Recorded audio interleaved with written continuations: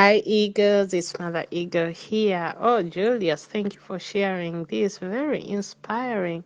You know, it reminded me of a story of a clip, like a paper clip. And the story goes that when you detangle a paper clip, it all becomes all ugly and, it doesn't look right. But once you put it back together, it will still have its function, though it may not look as pretty.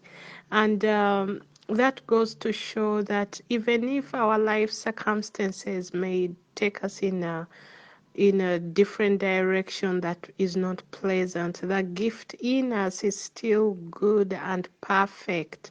So let our present circumstance not define our future. So if anyone is going through anything, any ego, you think, you're down on your luck, it doesn't take away from the gift that is in you. Whatever you were born to do, it's still there and it's still good and perfect. So I encourage you all to continue, progressing forward. You belong to an ego family that grows and expands and progresses, and stagnation is not acceptable. So if you're stagnant in any way, please raise your hand and ask for help, and all the egos will jump in and help. Stagnation is unacceptable.